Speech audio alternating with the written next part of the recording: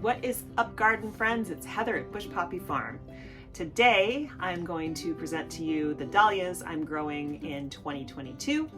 I will be putting some pictures right here to help you see what they look like, because you can't really describe these very well without photos.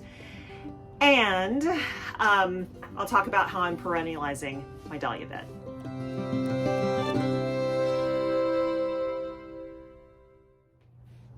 If you've already subscribed, thank you so much. And if you haven't subscribed yet, now's the time. Okay, welcome back to the greenhouse. It's nice and warm in here, so this is where I've been filming lately. Dahlias for 2022. So I think I've talked about previously that because I'm in a zone 9B, technically I don't have to dig up my dahlias every winter like people in colder climates do. And so I'm gonna stop doing that. This coming season, I'm going to plant my dahlias and they're going to stay in the ground permanently. They are a perennial flower. So I will be perennializing the bed. In other words, creating a high quality bed, which actually already exists out there. There's calendula in it right now. But once I put the dahlias in, they're going to stay there. And over the winter, leading into winter, I will cut down the plants before we get our first frost. And then I will put them to bed. I will cover the bed with a thick layer of straw, and then I will put a tarp over top of that. The tarp is less about keeping out the cold, although we do dip into the upper 20s here sometimes. It's really more about keeping out the water. So in Northern California, we have two seasons, wet and dry. And the wet season has been squirrely because of climate change. So sometimes we get no rain at all, and we really need it because we are still in a drought. Sometimes in October, like this in 2021, we get 10 inches of rain in 2 days. So it's very unpredictable. Dahlia tubers really only suffer from two things. They don't like frost, that will kill them, and they really don't like too much water, that will rot them. So if I keep them covered with a tarp and a layer of straw for insulation, they will overwinter just fine. And the bonus of doing that is that I don't have to then spend time in January, February, March pre-sprouting them. Unless I want to. If I want to take cuttings, I can pre-sprout some dahlia tubers to do that. If I want to buy a few more to add to that space. But they will get a head start. They'll be faster blooming than any of the other tubers that might get planted in, say, May, because they will have already been able to build their root system. They just will have a head start. So it will give me blooms much sooner than I normally would have them. So that's my plan moving forward. And I'll try it for a couple of years. If it doesn't work, then I guess I'll go back to the normal way, or I'll just figure out what I'm doing wrong and fix that problem. So introducing the Dahlia tubers for 2022. Some of these are new orders, and some of these are tubers that I already have that will just be going back into the ground. The first one is Bride to Be. It is a 4-inch bloom, and it's like that classic water lily dahlia look.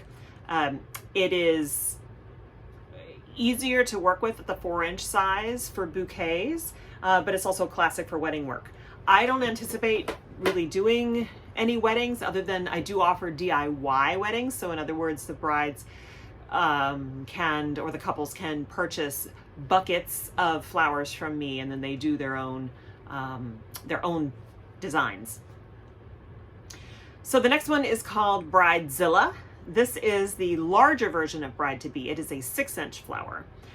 This one's a favorite for weddings, wedding work everywhere. This one's grown a lot for that. Then we have Brookside Snowball. It is a 4-inch flower, and it's really like the ball variety of dahlias. It's a 4-inch flower, and it's on very strong stems, which is great. Dahlia stems are hollow, and so the stronger the stem, the better they last in the vase, and they don't tend to break as much. I meant to say Bridezilla, the one I just talked about before, Brookside Snowball. That's one I already have, so that's going to be a repeat this year. Ova Joe is also a repeat this year. This one's really pretty. It's 4-inch bloom. Again, the ball variety. It's yellow blooms, but they're tipped with white. That's really pretty. Okay, the next one is Nettie. This is a small ball variety. It is 2.5 inches. It's a soft yellow. It's very productive. Last year I grew white Nettie, which is the exact same flower, only a white version, and it was great. It really pumped out the blooms, and they're nice and small. Like 2.5 inches is not very big, but they're perfect for putting into bouquets. They're really cute. Then there is Honeydew. This one is so pretty. I wanted Crichton Honey, which is one of my favorites. It's a favorite of a lot of people out there, but of course they were sold out right away. So eventually I'll get that one, but this one is a close second. It's called Honeydew.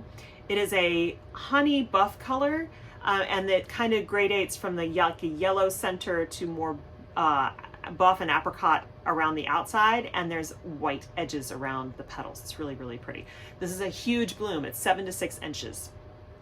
Not dinner plate size, but big. Next one is Daydreamer. This is a repeat from last year as well. It is a 4-inch soft yellow, merging to a soft apricot flower. And you might say, well, so when you start seeing all these photos, you say they all look the same, but they're slightly different, and some of them produce at different times. So I'm presenting them to you in order from lightest color to darkest color for the most part, because that's how they're going to be in my field. I'll have kind of an ombre look in the field. Peaches and Dreams. This is a new one for me this year. Is 5-inch blooms on, it's a peach color on the outside that blends to a soft yellow center. And the center becomes more and more distinct, brighter, as the flower ages once it's cut. So that's pretty cool too. Okay, the next one, Mai Tai. This one sounds awesome. It is a 5-inch bloom. It's bronze and yellow petals with a brick color on the reverse of the petals. So it's really cool. The back of the dahlia and underneath the petals is this like brick red color. It's really cool. Next is Midnight Moon. This is another repeat from last year. It is a 4-inch bloom, white brushed with a light lavender on the outside edges of the petals. It's lovely.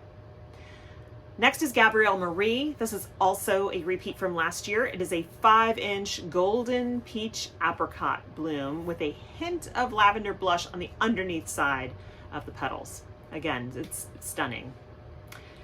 Next is the Pompon variety, which I haven't grown before, and I'm looking forward to it. I got a couple of these for this year.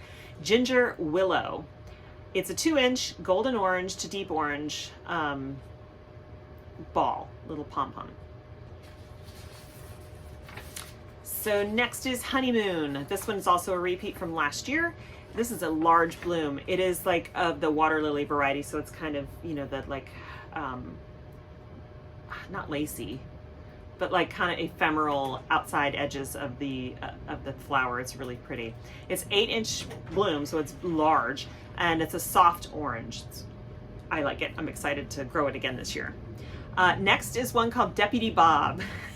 This one is just orange. It's a solid screaming orange, and it is a 4-inch color. So I have 4-inch size bloom, so I'm looking forward to that. Then there's Cupcake. This one's new to me. It's 4 inches, peach, pink, and buff flower. Then Razzmatazz. I got a lot of these last year. I have a ton of these tubers, so I might pot some of these up and offer them for sale for Mother's Day, because I have so many of them. 2.5 inches, so a nice little compact flower.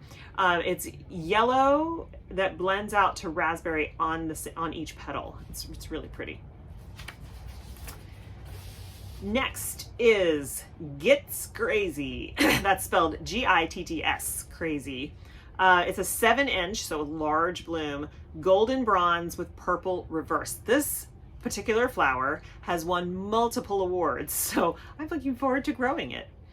Then I have Touche, which is a 4-inch salmon with a bit of lavender blush on the reverse of the petals.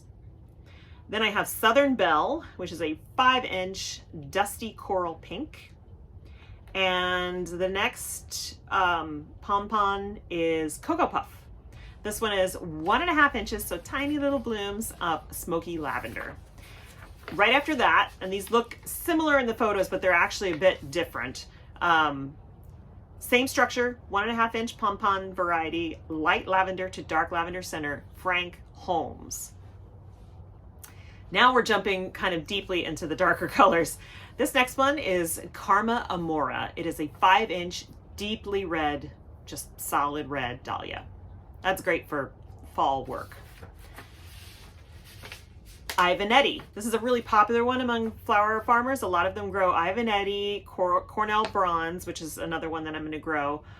Those two are really popular for autumn arrangements, autumn weddings, and so these are big ones to grow.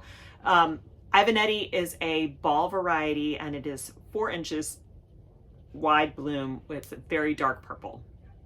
Then I have Diva, which I did grow this past year. I love it. It's like a 6-inch bloom, so they're nice and big, and it is a dark purple. This photo doesn't really do it justice. It's so like glowy dark purple. It's hard to explain. And I have a lot of those tubers as well, so I'll probably be potting those up.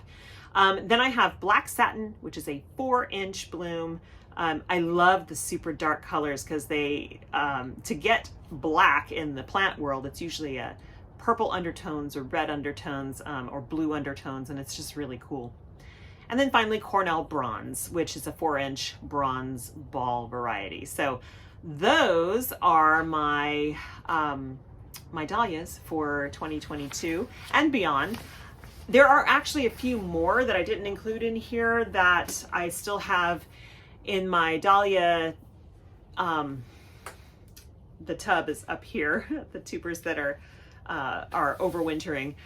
I just want to make sure that before I include them on the list that all of them are viable, because when I did the dividing, I'm still new at dividing dahlias, and so I'm hoping that I got eyes and a neck on every tuber, but there's no guarantee yet. So if I have more, then they will be included.